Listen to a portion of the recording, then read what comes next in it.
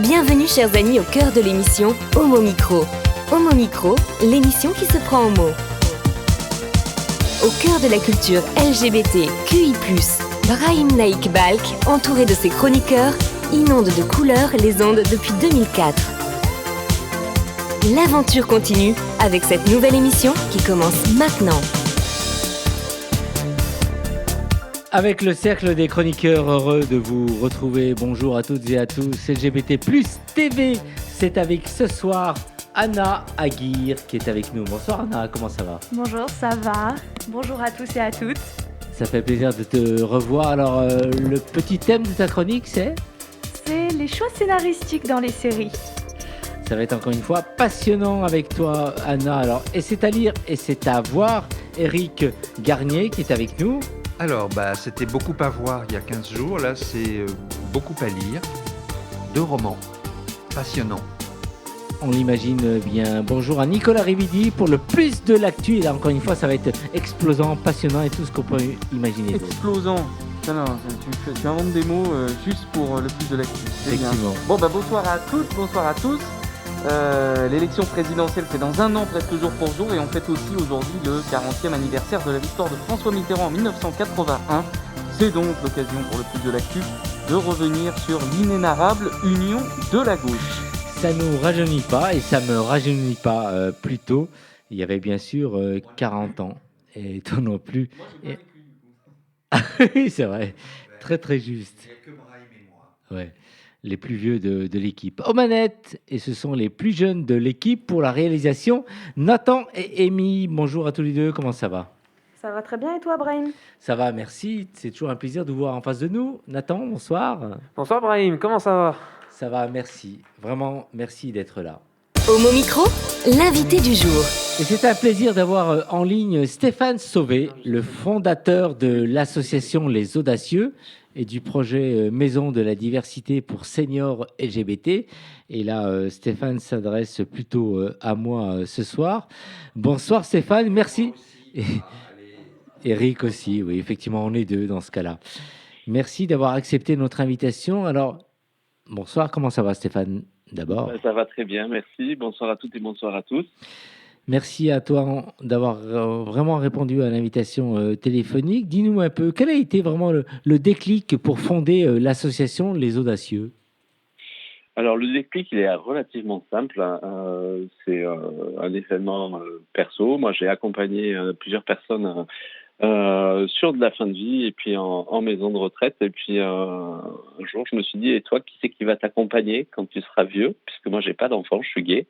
Et je me suis dit, il y a peut-être quelque chose à faire. Et puis, de fil en aiguille, j'ai un petit peu regardé ce qui se faisait dans la littérature et puis dans les autres pays. Michel Delaunay, ancienne ministre aux personnes âgées, avait demandé à ce qu'un rapport sur le vieillissement de la population LGBT, des populations, des personnes vivant avec le VIH soit fait avec des propositions. Et malheureusement, ce document est resté lettre morte, entre guillemets, comme pas mal de dossiers qui restent chez des ministres pour caler les coins de table. Et au-delà de ça, moi, je suis ancien directeur de maison de retraite. Mais excuse-moi Stéphane, tu disais lettre morte. D'après toi, pourquoi lettre morte ? Parce qu'en 2013, je pense que la population LGBT vieillissante n'était pas suffisamment visible. Et puis, de toute façon, dès qu'on parle de sexualité chez la personne âgée, c'est déjà un sujet tabou. Alors, quand on la mixe avec l'orientation sexuelle ou l'identité de genre, voilà. Donc, il faut du temps pour que les chakras des personnes s'élargissent et qu'ils puissent entendre qu'il y ait de véritables besoins par rapport à ce public. Et tu voulais poursuivre, Stéphane ? Et je voulais poursuivre en disant oui que quand j'étais directeur d'EHPAD, j'ai observé deux, trois manifestations de seniors qui m'ont interpellé et interrogé. Un monsieur, par exemple, qui avait mis un cadre photo de son conjoint dans sa chambre et une aide-soignante qui lui pose gentiment la question sans aucune homophobie en tête. Elle aurait très bien pu dire, si ça avait été des petits-enfants, ils sont mignons, comment ils s'appellent. Bon, là, elle a juste demandé qui est ce monsieur et la personne en face a un peu paniqué, bredouillé en disant c'est mon cousin. C'est mon cousin. Et puis 2 jours après, quand on est repassé, en fait, le monsieur avait enlevé le cadre photo de sa table de chevet. Donc ça, c'est quelque chose qui nous a un petit peu, en équipe pluridisciplinaire, questionné, parce qu'on s'est dit, ce monsieur, il se sent pas en sécurité dans sa chambre alors que c'est son lieu de vie.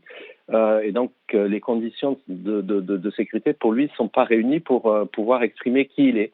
Donc, c'était pas de l'homophobie, c'était juste un environnement qui, pour lui, n'était pas suffisamment bienveillant pour pouvoir dire qui il était. Et donc, ce monsieur est retourné dans le placard, entre guillemets.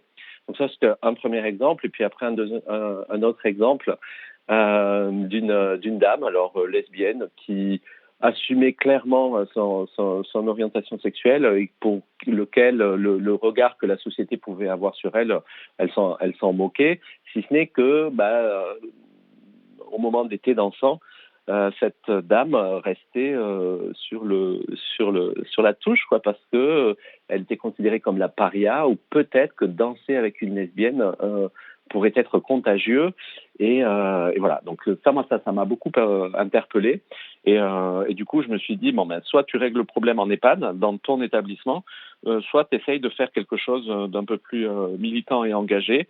Et en fait j'ai décidé de changer de vie pour essayer de changer celle de nos aînés et ceux que nous deviendrons toutes et tous. Effectivement, c'est une très très bonne initiative, Stéphane. Alors, la maison de la diversité, c'est quoi exactement? Explique-nous. Alors, la Maison de la Diversité, c'est un immeuble en ville dans lequel on va retrouver des logements individuels non meublés qui vont être mis à la location. On va retrouver des chambres d'amis qui vont être mutualisées, des logements pour étudiants. Et après, on va retrouver des espaces de vie collective qui vont être ouverts sur le quartier parce que on veut véritablement recréer du lien social et des points de rencontre au niveau architectural. Ensuite, on aura aussi un local en pied d'immeuble destiné à des professionnels plutôt de santé ou médico-social ou du bien-être ou du lien social. Donc, en fait, c'est une grande maison, un grand immeuble. Alors, c'est pas une coloc, c'est chacun a véritablement à son appart, sa chambre, sa salle à manger, sa salle de bain. Par contre, on va récupérer pas mal de surface pour pouvoir justement proposer des activités et du lien social. Donc en fait, c'est un lieu et un mode de vie choisi pour répondre à l'isolement social qui est lié à la vieillesse en général, basé sur un projet d'entraide et de solidarité autour du bien vieillir, et ça entre les voisins, où chacun va être acteur de son parcours de vie et bien évidemment qui va prendre en compte les besoins spécifiques de la population LGBT vieillissante. Alors, il y a pas mal de gens qui, de prime abord, peuvent se dire « Tiens, c'est bizarre, pourquoi des gens veulent se regrouper? C'est pas la vraie vie, ça va faire un ghetto, etc. » Bon, cette question, elle est elle est légitime, mais quand on y regarde de plus près, nous, ce qui nous motive à faire ce projet, c'est de pouvoir offrir le choix à celles et ceux qui auraient envie de ce mode de vie. Parce que c'est un mode de vie en collectif, dans lequel on va être solidaire de son voisin. Et après, c'est un environnement en fait qui apporte une réponse pour les personnes qui n'ont pas d'aidants naturels. C'est-à-dire que la population LGBT vieillissante aujourd'hui en France, alors vieillissante au sens des politiques publiques, on est vieux à l'âge de 60 ans, au sens du code du travail, on est vieux à 45 ans, donc on est tous le vieux ou le jeune de quelqu'un, mais pour autant, on a en France donc 1 million de personnes LGBT de plus de 60 ans, 65% d'entre eux vivent seuls et 90% n'ont pas d'enfants. Et on sait que les aidants, en général, en France, ce sont les enfants ou les petits-enfants. Donc là, on a une population qui est confrontée à l'absence d'aidants dits naturels. Donc, on est plutôt sur des aidants dits la famille choisie. Et donc, en fait, cette maison de la diversité, du fait qu'elle s'adresse principalement à des seniors LGBT, fait qu'on répond à 2 problématiques. La première, l'absence d'aidants naturels. Et puis la deuxième, on lutte contre les discriminations, que ce soit l'agisme, que ce soit les LGBT-phobies ou la sérophobie. Donc, c'est un environnement qui va être LGBT normé, dans lequel les hétéros sont les bienvenus. Donc, on fait un petit peu un pied de nez, entre guillemets. D'habitude, on pense que c'est toujours les minorités qui doivent s'intégrer dans la majorité. Donc, on est plutôt dans des environnements hétéronormés, dans lesquels on va être LGBT-friendly. Là, on fait juste l'inverse. Et donc, on fait ça pour celles et ceux qui ont encore envie de ce mode de vie-là. On ne dit pas que c'est la réponse universelle. On dit que c'est une réponse qui doit être offerte pour laisser aux gens de choisir leur lieu de vie. Parce que quand on revient sur la définition de l'autonomie ou de la perte d'autonomie dans le grand âge, l'autonomie, c'est quoi? C'est la capacité à décider de ses choix de vie. Donc pourquoi, quand on serait vieux, on n'aurait pas le droit de choisir avec qui on a envie de vivre? Alors justement, avec ta description, je m'y retrouve dans plusieurs années. C'est vraiment un beau projet. Et dis-nous, où vous en êtes exactement aujourd'hui? Alors quels sont aussi vos partenaires et surtout, sur quel territoire comptez-vous ouvrir une maison de la diversité de ce type, Stéphane? Alors, ça fait 3 ans que moi je mène ce projet. Donc, le projet n'est pas simple à porter parce que de par sa dimension affinitaire. Pour autant, moi j'ai fait un petit peu la tournée des centres LGBT en France. Je suis passé par Nice, par Toulouse, par Bayonne, par Bordeaux, par Nantes, par Lille, Strasbourg, Lyon, Paris. Bon, voilà. Et en fait, j'ai essayé de voir où étaient les seniors LGBT. Quels étaient leurs besoins? Est-ce qu'ils étaient accueillis et est-ce qu'ils étaient satisfaits des réponses qui étaient proposées par les associations? Et puis de voir comment est-ce qu'ils se projetaient dans le futur, quels étaient leurs projets de vie et leurs projets d'habitat. À partir de là, on a vu qu'il y avait une appétence plus ou moins forte, parce que les seniors sont très occupés et n'ont pas beaucoup. Bon, il y en a qui donnent beaucoup de temps pour faire du bénévolat, et puis d'autres qui sont tellement occupés que c'est pas la préoccupation principale. Néanmoins, on a vu que sur Montpellier et sur Nice, on avait pas mal de répondants. Donc, on s'est un petit peu focalisé sur ces deux populations, sachant que l'association Les Audacieuses et les Audacieux, elle est née d'abord à Paris. Et donc, aujourd'hui, on a à peu près 200 adhérents en national. Majoritairement, on a à peu près 80 qui sont en Île-de-France. Mais on a donc des régions qui commencent à émerger. Et pour autant, on a aussi des villes qui nous sollicitent maintenant parce qu'on commence à avoir une petite notoriété ou une expertise sur ce sujet de la population LGBT vieillissante. Et par exemple, Nice est très intéressée, mais la ville de Lyon est vent debout pour pouvoir avoir la première maison de la diversité. Donc pour répondre à ta question, on en est où? La maison de la diversité est toujours dans ma tête. Bon, bien que avec les audacieux et les audacieuses, on a co-construit le cahier des charges architectural et le projet de vie sociale et partagé. Maintenant, il ne reste plus qu'à la concrétiser. Alors, on avait jusqu'à l'an dernier un partenariat avec la Fondation des Petits Frères des Pauvres qui s'était engagée à financer la première maison. L'histoire a voulu que la Fondation se désengage, malheureusement. Alors qu'on avait trouvé un lieu à acquérir à Paris, intramuros, qui permettait d'offrir une belle première maison de la diversité à Paris dans le 20e arrondissement. Ça a été une grosse claque. Pour autant, ça m'a pas perturbé plus que ça. J'ai envie de dire, moi, je suis resté concentré parce que je sais que derrière, il y a des seniors qui sont là et qui attendent cette réponse-là. Ouais. Et du coup, là, on est maintenant avec un partenariat avec la Croix-Rouge Habitat et Caritas Habitat. Vous allez pouvoir rebondir, j'en suis sûr. Dernière question pour finir, Stéphane. Nos auditrices et auditeurs qui nous écoutent, comment ils peuvent aider le projet? C'est assez simple. Déjà, le fait de s'approprier la question, de se dire un jour je serai vieux, l'idée elle est toute simple, c'est que c'est à nous toutes et à nous tous, quel que soit notre âge, d'imaginer les conditions de notre bien vieillir. Donc une façon très simple de nous aider, c'est déjà de s'abonner à nos réseaux sociaux.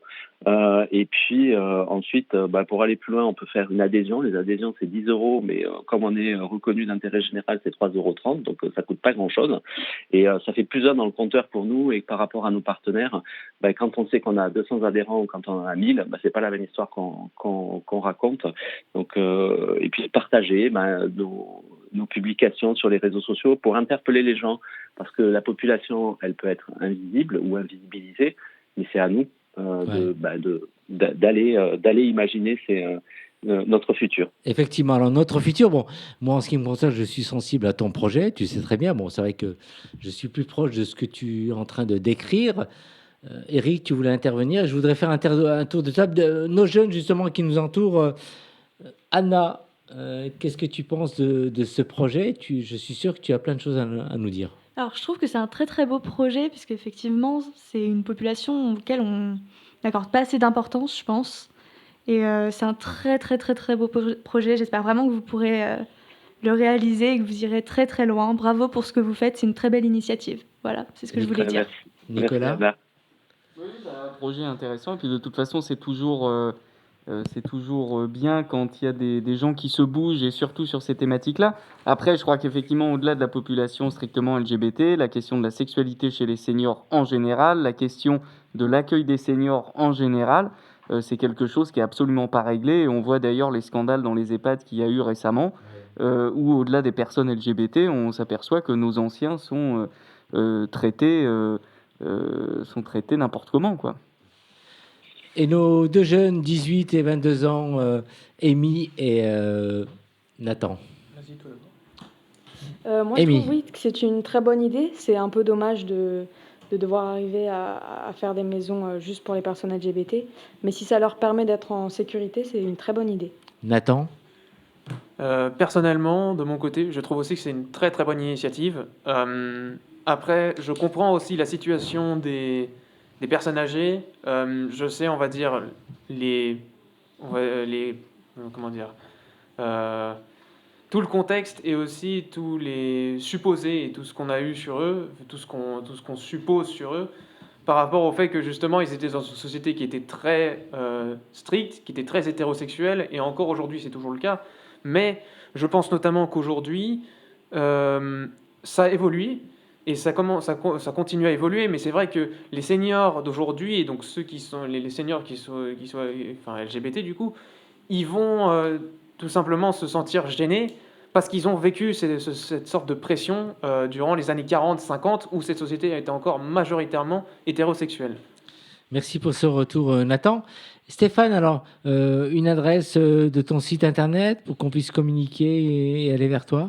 Tout à fait, donc c'est www.rainbold, rainbold.fr.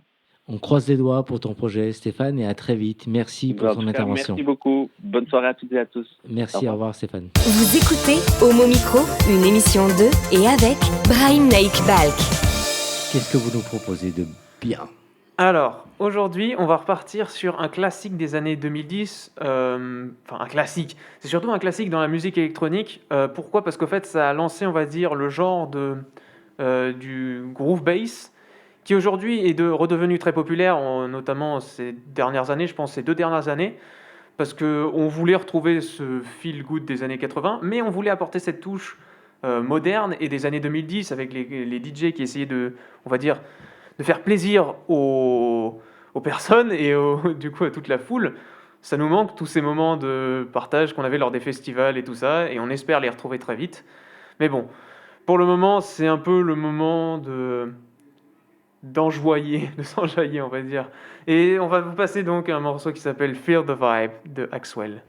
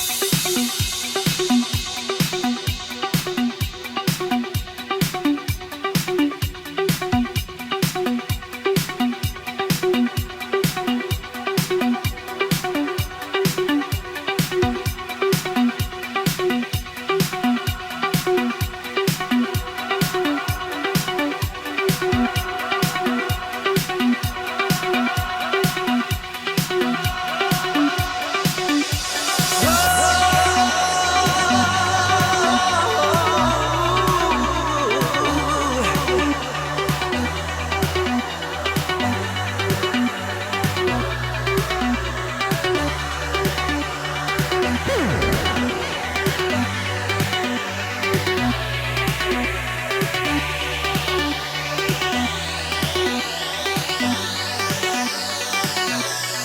gotta feel the vibe.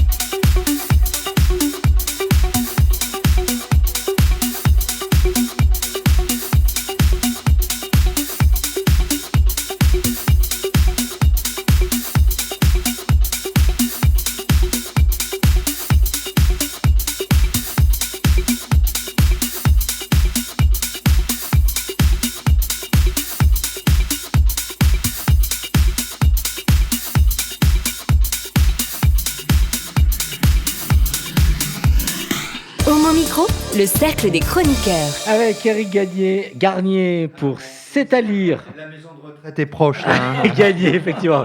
Surtout pour moi, effectivement. Eric Garnier, qui va nous présenter 2 romans dans C'est à lire. Alors, tendez bien l'oreille, parce que tous les 2, ils sont passionnants. Oui, le premier, c'est l'année buissonnière, pas l'école, hein, l'année buissonnière, même si ça se passe pour le héros du roman, qui s'appelle Yves, ça se passe en classe de 3e. Et l'auteur est Yvan Quintin. Alors, Yvan, oui, il y a certainement, en tout cas, une première partie assez autobiographique, puisqu'Yvan, en effet, peut avoir été en classe de 3e dans les années 50. Nous sommes en province, donc imaginez-vous, en province, dans les années 50, l'après-guerre, et dans une école religieuse, où il n'y a que des garçons. Alors évidemment, ça va peut-être favoriser ce qu'il ne sait pas encore être de l'homosexualité vis-à-vis de son camarade Rémi. Donc c'est l'histoire la découverte de quelque chose qu'on ne connaît pas encore et qui va mettre Yves dans un peu tous ses émois, d'autant que il est un peu naïf, il est un peu le dupe de son camarade Rémi, qui est un petit peu plus âgé, je crois, et Rémi demande à Yves d'être une sorte de boîte postale pour les lettres d'une cousine de Rémi, avec qui il s'échange des lettres, etc. Et le brave Rémi est assez naïf et découvrira qui est la cousine. Et d'ailleurs, cette histoire fait un peu penser à ce magnifique film de Joseph Losey, qui avait eu la Palme d'Or à Cannes, qui s'appelait Le Messager, où un petit garçon qui était amoureux de la jeune femme, finalement allait de l'un à l'autre vers le garçon des écuries et donnait des messages sans savoir de quoi il s'agissait. Alors, Yvan Quintin, donc, qui est par ailleurs un ancien prof de classe préparatoire, donc de lettres classiques, aurait pu faire de ce livre un livre finalement assez esbrouf dans le style, en mettre plein la vue d'un point de vue du vocabulaire, du style, etc. Or, pas du tout. Il le pourrait, mais certes, son écriture est classique, mais nous sommes dans les années 50, mais il se met à niveau de l'enfant qu'il a été, et tout ça est très touchant. Nous sommes à côté de ce jeune Yves, et puis ça va être très difficile, il va avoir des problèmes à l'école, les choses vont être découvertes, et là, la fuite, il s'enfuit, il a peur de ses parents, il a peur d'être renvoyé, et là, alors la deuxième partie vire au conte un peu délicieux, à la fiction, car il va rencontrer dans sa fuite, il va au bord de la mer, dans un port, il veut s'en aller, et il va rencontrer un homme beaucoup plus âgé que lui, dont il va faire la connaissance. Voilà. Donc cette partie-là, on comprend pourquoi elle est fictionnelle. Voilà, donc un charmant livre, dont la couverture d'ailleurs est très belle. C'est donc L'année buissonnière par Yvan Quintin. Et ne comptez pas sur moi pour vous dire comment l'histoire se termine.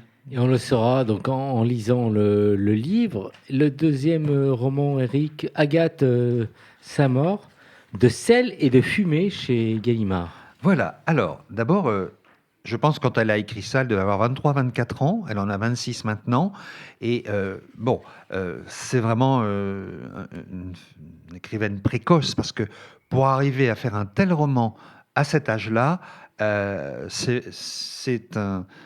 vraiment un petit exploit. Bon, en dehors de ça, que raconte ce roman ? Eh bien, d'emblée, Lucas, nous apprenons qu'il est mort.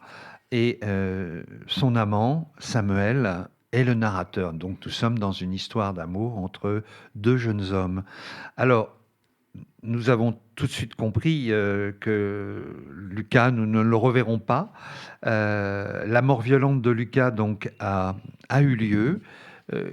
qui l'a tué. Alors, ce n'est pas ça le plus important. Bon, il ne s'agit pas du tout d'un thriller ou d'un livre avec énigmes haletantes, mais vraiment là, on est dans une vraie œuvre littéraire, dans un roman beau et fort, un roman d'amour entre deux jeunes hommes. Deux jeunes hommes qui se sont rencontrés à Sciences Po. Ils sont de milieux différents. Samuel est plus bourgeois que Lucas. Ils ont des points communs dans leur sexualité. Ils n'ont pas toujours été homo. Et Lucas, lui, ça sera son premier amour et le dernier. Alors, ce qui est intéressant, c'est ce parcours sinueux des sexualités qui les rapproche et qui, comme des affluents, se rejoignent dans un fleuve, celui de la passion. Ce roman est aussi l'histoire d'une rupture, car quand Lucas meurt, eh bien, le couple s'est séparé. Ils ont rompu comme on peut le faire quand on a 22 ans, 21 ans, sur un mouvement d'humeur. Et c'est donc l'histoire de cet amour que le roman déroule avec maestria dans un retour en arrière, donc sur l'époque heureuse, la brève époque de leur amour. Ce retour en arrière nous brise d'autant plus le cœur, nous lecteurs, que le rebondissement final est terriblement douloureux pour Samuel, celui qui a survécu, et pour nous, le lecteur. C'est pour ça que ce roman est très prenant. Donc c'est un roman très réussi, le roman d'une jeune passion, passion qui est tout sauf un fleuve tranquille, et dont la politique va se mêler, car nous sommes en 2013, au moment de la loi Taubira et des monstrueuses manifs pour tous.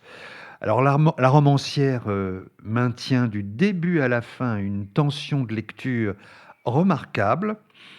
Son écriture est dense, précise, intense, presque habitée, et nous laisse veufs de Lucas. Donc c'est De sel et de fumée, Agathe Saint-Maur.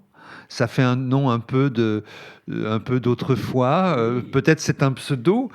En tout cas, ce nom qui fleurbon la France ancienne, eh bien, est le nom d'une très jeune romancière chez Gallimard, De sel et de fumée. Voilà, dont la lecture vous bouleversera et vous accrochera. Et bravo. Merci à Agathe Saint-Maur et à Gallimard. Merci Eric. Alors, petit tour de table justement. Et Nicolas, qu'est-ce que tu as retenu de ces deux romans et tu voulais réagir? Moi, je suis un amoureux des titres. J'aime beaucoup les titres. Et celui-ci est assez merveilleux. De sel et de fumée. De sel et de fumée, je trouve ça... Alors, il y a une explication, dans un moment, dans le cours de la lecture, on dit « Ah oui, voilà le titre, en effet. » Je suis incapable de vous le redire, j'ai été tellement pris par l'histoire elle-même que j'ai oublié. Non, mais de toute façon, j'ai pas lu, mais c'est vrai que les titres, c'est toujours un truc assez c'est formidable. Il y a des gens qui arrivent à pondre des fulgurances comme ça. Anna? Alors moi, j'avoue que si ce livre-là, De sel et de fumée, a attiré mon attention, cette histoire d'amour très tragique, je pense qu'elle est très intéressante, et de ce que t'en dis, les personnages ont l'air vraiment bien écrits, bien travaillés. Et j'ai envie de le lire. Tu m'as donné envie, bravo. Et je suis sûr aussi que Amy a envie de lire le premier ou le deuxième livre. Moi, justement, je ne vais pas suivre la majorité. Je partirai plus pour le premier livre. Oui. Je sais que les années 50 sont des années qui sont très intéressantes. Donc, je pense que je partirai plus sur celui-là. Eric, alors beaucoup d'auditrices et d'auditeurs se posent la question, mais comment Eric nous sélectionne ces livres qu'il nous présente à chaque fois à Homo Micro? Alors, Agathe Saint-Maur, c'est un article de Télérama, qui était un bon article. Et Yvan Quintin, eh bien, c'est parce que je connais cette maison d'édition et je suis informé des sorties. Et je sais que Yvan Quintin, voilà, c'est la qualité absolue. Merci Eric. Homo Micro, le cercle des chroniqueurs. Ça, c'est une surprise. J'ai répété avec des lalala tout à l'heure. Oui, on s'attend au pire. C'est Guy Lux qui va le présenter. Chers amis, bonsoir pour ce Champs-Élysées extraordinaire, il faut bien le dire, retrouvons notre Gilbert Bécaud national avec les chœurs de Champs-Élysées au pavillon Gabriel. À toi, anti-Gilbert, extraordinaire, il faut bien le dire. Moi, le 10 mai, il y a 3 ans, fut un jour extraordinaire, à bien marqué d'une pierre. Oui, vraiment, l'Élysée prit pour 7 ans un drôle de locataire, un socialiste exemplaire, Mitterrand. L'emmerdant, c'est la rose, l'emmerdant. C'est quoi? C'est la rose, l'emmerde. Chante la rose, crois-moi. Ouais. Là, il y a un petit trou. J'ai pas répété. La rose nous pique au sang. La France est au goutte à goutte. Sans détend, coûte que coûte, pour longtemps. Ouais, à ce rythme, évidemment, c'est bientôt la banqueroute, car c'est déjà la déroute en chantant.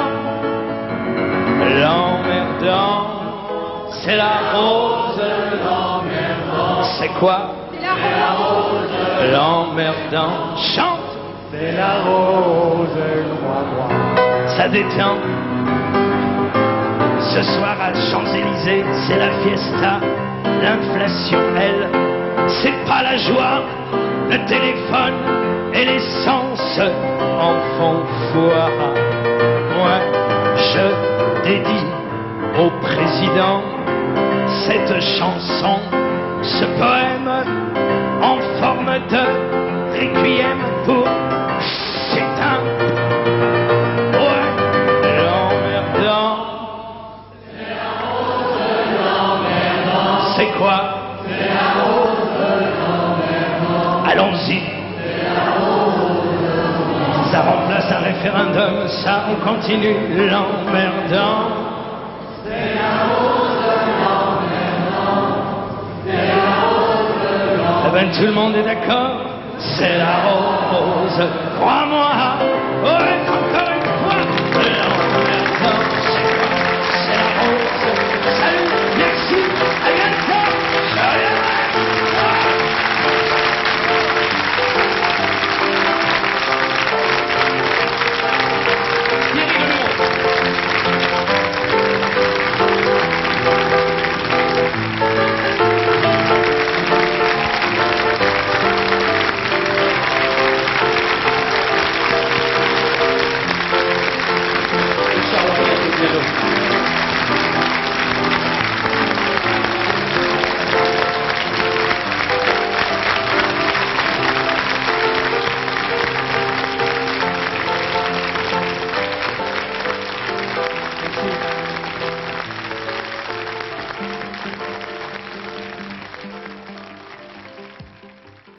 Alors vraiment, c'est quand même assez fort de la part de Thierry Le Luron. Et justement, c'est l'intro de notre chronique Le Plus de l'actu avec notre Nicolas. Alors ce soir, tu veux nous déboulonner l'union de la gauche. C'est un peu du cancel culture à toi. Ta cancel, j'ai écrit. Ta cancel, pardon, culture à toi. Il va falloir revoir les progressifs. Hein. Effectivement. Ouais. La maison de retraite est proche. Comme disait tout à l'heure Eric, vous avez tout à fait raison. Mais je suis tellement déstabilisé parce que je viens d'entendre de Thierry Luron. Oh, c'est quand même fort. Hein. Oui, parce que dans l'imaginaire de la gauche, l'union, c'est un peu le panthéon. Elle transit la passion et attise la rancœur à chaque fois qu'une élection se profile. L'intensité des deux consoeurs augmente d'ailleurs avec l'enjeu du scrutin. Inutile et incontournable sont les mots, s'il en fallait deux, qui définissent le mieux l'union de la gauche. Inutile, car si l'on se réfère à l'histoire de la Ve République, il est difficile de trouver une trace effective d'une union massive des différentes composantes de la gauche, a fortiori dans le cadre d'une élection présidentielle. Incontournable parce qu'en politique, comme ailleurs, le mythe finit par remplacer la réalité. Dès lors que l'on considère à tort que la gauche n'a jamais gagné que par l'union, alors il est nécessaire d'avoir une union pour faire gagner la gauche. L'affaire est inextricable. Alors, tu parlais de Mitterrand tout à l'heure, mais il a quand même gagné grâce à l'union de la gauche, Nicolas. Mais je suis sûr que si l'on évoquait cette période avec les classiques du Parti communiste de l'époque, ils en auraient une lecture radicalement différente. En guise d'union de la gauche, Mitterrand a surtout écrasé la gauche dont il ne voulait pas, et plus précisément ses concurrents potentiels. Le programme commun fut un hochet offert à Georges Marchais, et cela a fonctionné suffisamment longtemps pour que le cocu le reste. L'union de la gauche, selon Mitterrand, c'est donc un gouvernement de 44 membres avec seulement 4 communistes, 2 radicaux. Idem aux élections législatives qui suivent. Il faut croire que l'humeur n'était pas au retrait des socialistes pour favoriser les communistes dans certaines circonscriptions. En guise d'union, c'était un bidouillage. Mitterrand n'a pas gagné par l'union mais par la force, en donnant quelques restes à des communistes exsangues qui ne s'en sont toujours pas remis. En réalité, l'origine de l'union de la gauche se trouve dans la belle victoire du Front populaire en 1936. L'origine du mythe aussi. La seule autre occurrence de ce type, si l'on accepte l'immédiate après-guerre, c'est la victoire de la gauche plurielle en 1997. Notez bien cependant que dans les deux cas, il ne s'agit que d'élections législatives, qui plus est dans des contextes très particuliers. 1936 fait suite à une instabilité parlementaire sur fond de montée des totalitarismes en Europe, et 1997 survient à la suite d'une dissolution acrobatique de l'Assemblée nationale après 2 années de grogne sociale quasi ininterrompue. Aucune trace donc d'une union de la gauche lors d'une élection présidentielle, et c'est pourtant vers elle que les regards convergent aujourd'hui. Il ne vous aura pas échappé qu'il y a quelques jours s'est tenue une grande réunion des candidates et candidats de gauche déclarés à l'élection présidentielle ou en voie de l'être. Mélenchon était opportunément en Amérique du Sud à ce moment-là et n'a donc pas pu participer directement aux réjouissances. À la sortie, en lieu et place d'une union, même balbutiante, nous avons eu droit à la cohue habituelle et aux affirmations contradictoires. Comme si ce n'était pas suffisant, le coup de grâce fut porté par l'annonce du calendrier. Alors la gauche ne dit pas grand-chose en ce moment, mais elle se dote tout de même d'un calendrier pour organiser le vide. Vous savez, c'est un peu comme quand vous galérez devant votre PowerPoint et qu'au lieu d'éteindre l'ordinateur pour réfléchir, vous vous lancez dans le test frénétique de tous les modèles disponibles. Votre diaporama n'a pas beaucoup avancé, la gauche non plus. Alors le calendrier, disais-je, si tout va bien, d'ici la fin de l'été, on entamera un débat pour choisir le mode de désignation du candidat. Sauf si, bien sûr, on ne va pas vers un candidat unique au premier tour. Bref, tout ça pour dire qu'en septembre, il n'y aura donc ni candidat ni programme. Vous le sentez venir, le gros foirage de 2022, là ? Alors au moins aura-t-on, à l'initiative des Insoumis, établi le principe d'un pacte de non-agression. Oui, comme celui entre Staline et les nazis. Il y a une ambiance à gauche en ce moment, c'est quelque chose. En tout cas, je ne déprime pas encore, car il y a une solution. Et laquelle alors ? Dis-nous tout. Eh bien, en finir avec l'union de la gauche. La gauche, c'est une nébuleuse qui s'étend des anarchistes nihilistes jusqu'aux radicaux, c'est-à-dire une famille dont les membres sont tellement différents qu'il ne peut y avoir de convergence d'opinion réelle. Vous pourrez me rétorquer, à plus ou moins juste titre, que sur l'essentiel, la gauche peut se rejoindre. Oui et non. Oui, parce qu'il y a quelques fondamentaux. Non, parce qu'en réalité, ces fondamentaux sont des variables d'ajustement. La fiscalité, où sur un budget de plus de 400 milliards d'euros, on ajuste quelques milliards dans un sens ou dans l'autre. L'écologie, où chacun y va de sa réforme, mais toujours avec en tête l'idée qu'il ne faut pas trop chambouler quand même. Le régalien et la laïcité, avec une telle incapacité à avoir un débat serein que la gauche s'embourbe dans les traces de roue de la droite et du Front National. Au-delà, rien. Le revenu universel a quitté le débat. Les mobilités et les nouveaux accès aux services publics sont oubliés, l'Europe s'étiole alors qu'elle devrait être un seul État. Bref, l'utopie est morte. Reste la question du candidat ou de la candidate. Ce mot vient du latin candidus, qui signifie blond, pas transparent. Or, c'est devenu un gros mot à tel point que, comble du ridicule, la campagne a commencé entre des personnes qui réfléchissent à prendre toute leur part dans un débat qui assurément tiendra une place importante dans le cœur des Françaises et des Français, qui souhaitent par-dessus tout qu'une nouvelle politique soit insufflée dans le pays face à un monde en mouvement. Bref, je suis injuste parce qu'il y en a un qui est candidat, un seul, c'est Mélenchon, El Libertador, comme on l'appelle désormais de l'autre côté de l'Atlantique. Et au-delà de la caricature facile que l'on pourrait faire de lui, il se trouve que c'est le seul qui a raison. Nos institutions, aussi imparfaites soient-elles, font de l'élection présidentielle le rendez-vous d'une femme ou d'un homme et du peuple de France. Mélenchon l'a bien compris, comme Mitterrand avant lui et comme tous ceux qui ont remporté cette élection. Et le plus de l'actu, Nicolas? Militer à gauche, c'est devoir d'une part s'arranger de l'ingratitude du peuple, qui lui doit pourtant tous ses acquis sociaux, et d'autre part supporter la médiocrité des dirigeants ambitieux et lâches, slalomant entre leurs icônes. Pour gagner une élection présidentielle, il faut 3 réformes majeures et mémorisables, un ou une candidate et un peu d'argent. Il est dommage de laisser finalement à d'autres ce tutoriel assez simple et de préférer au repas de la victoire les jeux de dinette. Il ne faudrait pas que le luron ait finalement raison et que l'emmerdant, ce soit la rose. Très bien, merci pour ce rappel. En fait, effectivement, on peut dire aujourd'hui en fait qu'il n'y a ni gauche ni droite et on va vers un boulevard peut-être Rassemblement National, non? Non, il n'y a pas ni gauche ni droite. Il y a une gauche qui refuse d'avoir de l'audace et une droite dont franchement on s'en fout. Moi, personnellement, je m'en fous de la droite, mais voilà. C'est quand même hallucinant que la gauche, qui est aujourd'hui créditée de scores absolument abyssaux dans les sondages, ne se serve pas de cette situation justement pour pousser des idées dont personne ne veut. Ouais. S'il y a bien un moment pour pousser des idées novatrices, audacieuses, c'est quand on est bas dans les sondages.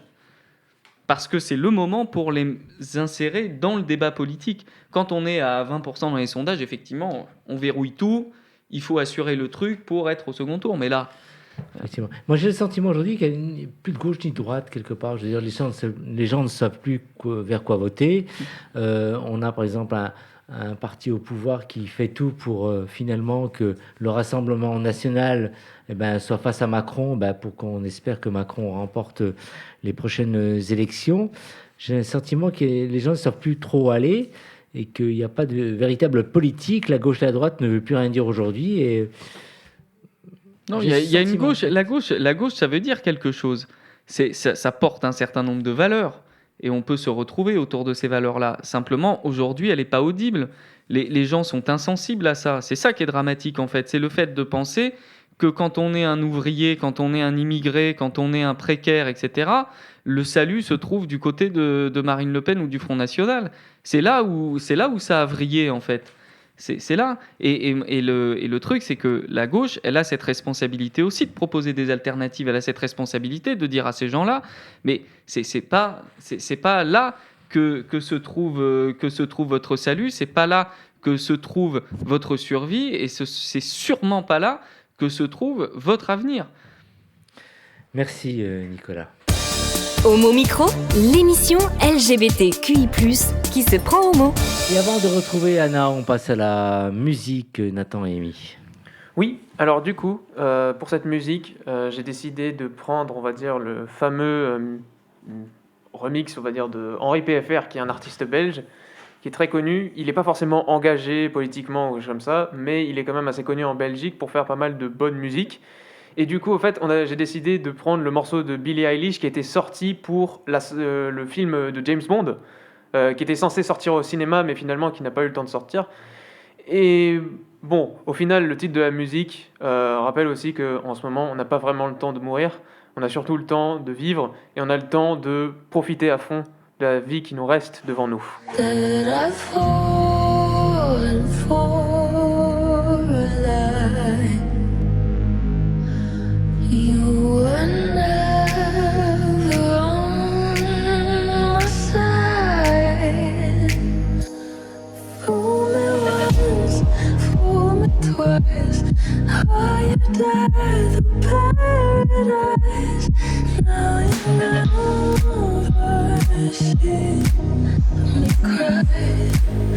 There's just no time to die.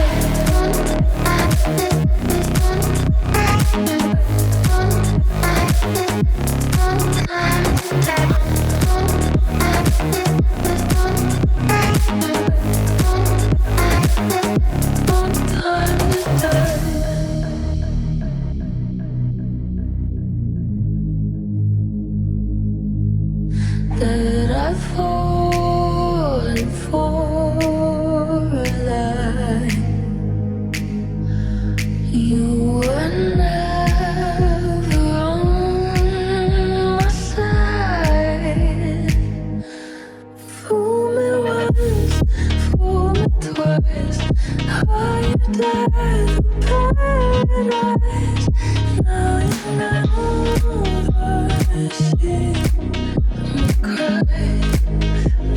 just no time to die.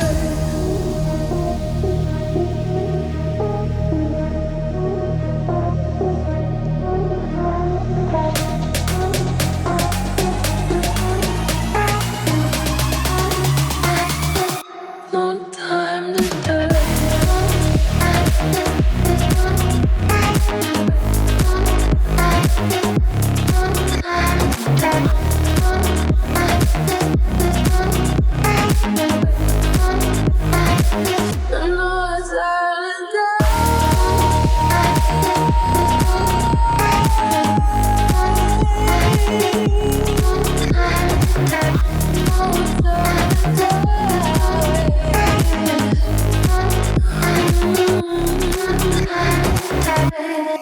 Homo Micro, le cercle des chroniqueurs. LGBT+, série TV avec Anna ce soir. Alors Anna, tu as choisi de parler des représentations de la communauté LGBTQI+, dans les séries et surtout de choix scénaristiques qui sont assez problématiques de ce point de vue-là. Dis-nous tout, Anna. Alors c'est exact. Aujourd'hui, je vais vous parler du Bury Your Gays, aussi connu sous le nom du Dead Lesbian Syndrome, qui en fait est le nom donné à cette habitude scénaristique qui vise à tuer de manière excessive les personnages appartenant à la communauté LGBTQI+. Donc au-delà d'offrir des représentations stéréotypées, la télévision a tendance à réduire le temps d'écran de ces personnages et à les tuer. Alors pour la petite histoire, cette notion ne date pas d'hier. Elle est apparue pendant l'âge d'or du cinéma, à Hollywood, où les auteurs, pour éviter d'enfreindre la loi, de promouvoir la déviance de l'homosexualité, bien sûr entre guillemets, ou de subir les foudres des éditeurs, tuaient ou punissaient leurs personnages homosexuels. Alors, qu'est-ce que tu veux dire exactement de cette notion et qu'est-ce qu'elle veut dire exactement et concrètement, Anna ? En fait, c'est l'idée constante et populaire selon laquelle les personnages LGBTQI+, sont traités comme des pions dans les scénarios et sont considérés comme plus sacrifiables. C'est-à-dire qu'ils sont souvent utilisés pour faire avancer l'intrigue, donc soit générale de la série, soit l'intrigue d'un personnage hétérosexuel, avant d'être tués pour différentes raisons, donc soit pas de réelle conclusion à leur histoire et à leur développement, soit moins d'objectifs, donc plus rien à raconter, soit tout simplement moins utiles à l'intrigue. Et puis parfois, ça va même plus loin, puisqu'ils sont tués tout simplement parce qu'ils sont gays. Donc s'ils ne sont pas tués, ils sont voués à une vie de misère et de malheur où ils ne trouvent pas l'amour et ne pourront jamais trouver le bonheur. On peut remarquer que cette idée s'applique souvent sur des personnages secondaires, et c'est un des problèmes fondamentaux, parce qu'elle donne l'impression que ces personnages ne servent à rien, et qui en fait sont juste un soutien qui permettent de remplir un quota. Donc j'ai quelques chiffres pour illustrer tout ça. Selon un rapport du GLAAD, la Gay and Lesbian Association Against Defamation, en 2015-2016, qui est vraiment la saison où ça a beaucoup fait parler, il y a eu 271 personnages LGBTQI+, réguliers et récurrents sur 409 séries diffusées, contre environ 8000 personnages hétérosexuels principaux et récurrents. Donc ici, on a un premier signal d'alerte quand même sur le ratio de la représentation. Oui. Et donc, des journalistes ont décidé de compter le nombre de personnages sur cette saison qui sont morts en prenant en compte leur orientation sexuelle. Donc, sur les 271 personnages LGBTQI+, 29 sont morts, ce qui nous donne à peu près 10,7%, contre 213 personnages hétérosexuels morts sur 8000, ce qui nous donne à peu près 2,6%. Donc ici, ces chiffres nous montrent qu'un personnage LGBTQI+, a 4 fois plus de chances de mourir. C'est une différence notable qui fait souvent polémique puisqu'elle renforce cette idée des personnages gays qui sont narrativement moins intéressants. Pour continuer avec les chiffres, selon une étude menée par 2 associations américaines, des chercheurs ont constaté que plus de 30% des personnages bisexuels représentés dans les médias ont été tués à la télévision américaine entre 1976 et 2016. Une autre information qu'il ne faut pas négliger, c'est que cette tendance touche beaucoup plus les personnages féminins. En 2015-2016, sur les 29 personnages dont j'ai parlé précédemment, 22 étaient des femmes. D'ailleurs, le premier nom du Bury Your Gays était le Dead Lesbian Syndrome. Depuis 1976, 65% des personnages féminins homosexuels à la télévision ont été tués. C'est une part énorme d'un groupe qui est très peu représenté. Rien qu'entre janvier et avril 2016, 12 personnages féminins ont connu une fin prématurée. Donc beaucoup de séries populaires. Là, je vais vous donner juste un petit exemple, donc alerte spoiler, dans une série qui s'appelle The Magician, où un personnage lesbien anonyme a été introduit pour les besoins de l'intrigue avant d'être tué quelques scènes plus tard. Alors, Ici, ce n'est pas simplement le fait que des scénaristes fassent mourir des personnages qui est vraiment problématique, Anna. Oui, c'est ça. En fait, c'est pas simplement le fait que ce soit des personnages LGBTQI+, qui soient tués, parce que dans dans toutes les séries, il y a des personnages qui meurent. Oui. C'est bon pour le drama, c'est normal. En fait, le problème, c'est cette tendance à tuer les personnages gays dans une histoire remplie de personnages majoritairement hétéros, donc sans raison apparente, ou pour le besoin de l'intrigue, ou tout simplement parce qu'ils sont gays. Donc Sarah Kate Ellis, qui est la présidente du GLAAD, l'association dont j'ai parlé précédemment, dit: alors que si peu de lesbiennes et bisexuelles sont présentées à la télévision, la décision de tuer ces personnages de façon importante envoie un message dangereux sur la valeur des histoires des femmes homosexuelles. Et alors j'ai pris cette citation parce que c'est très intéressant, elle met en avant le vrai problème, qui est l'impact de ces choix scénaristiques sur le spectateur et le message que ça fait passer.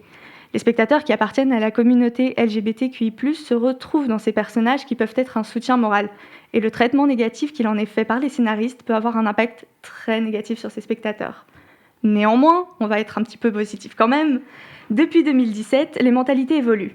Les personnages LGBTQI+, sont désormais d'une grande variété. Et oui, parfois ils seront malheureux, oui, parfois ils mourront. Mais on a dépassé cette époque où tous les personnages LGBTQI+, n'étaient que des pions dans une histoire complexe, où leurs histoires ne parlaient que de crimes haineux, d'adolescents suicidaires ou de leur mise à l'écart par la société. Les personnages d'aujourd'hui sont des personnages complexes et travaillés qui portent leurs propres intrigues.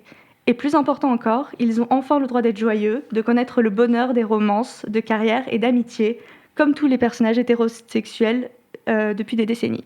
Très passionnant. On fait réagir Nicolas. Tu étais attentif, tu as peut-être quelque chose à dire. Non, c'était très bien, très instructif. Voilà. Rien de... Eric ? Oui, parce qu'à travers ces observations, on voit que quelque chose change et que on n'est plus voué aux disparitions précoces, à la souffrance, à la mort, et qu'une petite révolution est en marche et que, comme tu le dis, peut-être a-t-on le droit d'être un peu heureux avant de mourir. Voilà, c'était passionnant, oui. Merci Anna. Oui, oui, peut-être Nicolas. Une question. Est-ce que d'après toi, il y a eu aussi une libération du côté des scénaristes, ou peut-être que des scénaristes LGBT ont eu plus de facilité à pouvoir aussi raconter des histoires LGBT, raconter les histoires qui leur parlent? Alors oui, je ne l'ai pas noté, mais j'ai lu une anecdote qui était très intéressante. En 2016, il y a eu, j'en avais parlé la dernière fois, la mort de Lexa dans la série The 100. Et en fait, suite à ça, des fans ont lancé une sorte de grande pétition que des scénaristes ont signée en fait pour justement dire on veut une représentation positive dans les médias, on veut que ces personnages aient le droit au bonheur, on veut qu'ils soient traités comme des personnages hétérosexuels. Et beaucoup de scénaristes ont signé cette pétition. Et du coup, ont commencé à utiliser ça en fait, dans leur scénario. Ouais, à se dire qu'il y avait aussi une Il y a demande autre pour chose ça. à faire. Peut-être qu'ils se freinaient aussi eux-mêmes à tort, alors qu'en fait le public était prêt pour ça, quoi. Oui, et puis je pense aussi il y a certaines scénaristes, comme par exemple les sœurs Wachowski, celles qui ont créé Matrix, qui ont créé la série Sense8. Je pense qu'elles ont beaucoup libéré la parole aussi, et elles ont montré qu'il est possible de faire de très bonnes séries, d'avoir des personnages qui appartiennent à la communauté LGBTQI+, qui peuvent faire de grandes choses. Et c'est ce genre de série qui, je pense, vraiment a ouvert la voie pour ce qu'on a aujourd'hui. C'est fort parce qu'avec ton analyse, tu es jeune, tu as à peine 22 ans. Quand je t'écoute, je me dis, mais finalement, l'avenir, il est promettant et il y a plein de choses qui vont évoluer. Dis-nous ce que tu vas pouvoir nous dire un peu dans les prochaines émissions, dans quelques semaines. Sur quel sujet tu vas rebondir Alors, dans les prochaines semaines, je parlerai de jeux vidéo. Je parlerai aussi d'animés. Alors, vous aurez la surprise sur lesquels. Mais voilà, j'essaierai de vous montrer que dans tous les médias, tout type de médias, pas que ceux qu'on trouve à la télé ou au cinéma, il y a des représentations de la communauté LGBTQI+. Ça va être passionnant. Jeux vidéo, ça te parle, Nicolas ? Oh bah oui, quand même. Ouais. Eric, jeux vidéo, non, ça ne le parle pas. Et tout de suite, il me dit non, mais on va faire parler un peu les jeunes en régie, les jeux vidéo. Évidemment que oui, Nathan. Effectivement, je suis effectivement dans la section jeux vidéo, on va dire en 3e année, donc oui, c'est normal que ça me parle, et puis surtout, c'est surtout un pan de toute ma jeunesse. Ouais. J'en ai joué à beaucoup d'entre eux, et même aujourd'hui, actuellement, je regarde encore des jeux vidéo. Il y a actuellement des compétitions aussi de jeux vidéo qui sont actuellement en cours, et qui sont très suivies. Ils sont suivis, par exemple, là, actuellement, Il y a les MSI, donc les Mid-Season Invitational de League of Legends, qui est un sacré jeu très populaire. Et actuellement, en fait, je vois au niveau de l'e-sport, ça réunit genre 60 000 personnes en ligne. Donc c'est quand même quelque chose d'assez impressionnant. Et on se souvient aussi qu'il y en avait eu un à Bercy. Il y avait un All-Star Game à Bercy qui avait réuni quasiment genre 60 000 personnes aussi. Donc c'est assez exceptionnel. Et 60 000 personnes, ce sont forcément les gens qui nous écoutent à Homo Micro, qui suivent nos podcasts grâce à vous, chers réalisateurs Nathan et Amy. Merci à Anna de m'avoir accompagné ce soir et à très vite pour une prochaine émission. À très vite. Merci, à très vite aussi Eric Garnier. Oui, je suis ravi de t'avoir accompagné. C'est quoi cette nouvelle formule? Merci Anna de m'avoir accompagné. Pourquoi tu as besoin de... Carrément, j'ai besoin. Nous sommes ta canne blanche ou carrément. Quoi, ou le lundi soir, tes béquilles ou... C'est ça le lundi soir. Et merci de m'avoir accompagné aussi, Nicolas. Merci à toi, Brahim, pour cette émission. Et puis merci à Anna et Eric. Oui, et à nos deux techniciens, sans qui il n'y aurait pas d'émission. Effectivement. Très vite sur les réseaux sociaux aussi, sur nos différentes plateformes. On vous embrasse, portez-vous bien et à très vite. Hey! Oh non! Cette émission est maintenant terminée. Mais, un conseil, retrouvez l'ensemble des podcasts d'Homo Micro, l'émission qui se prend au mot, sur toutes les bonnes plateformes de streaming.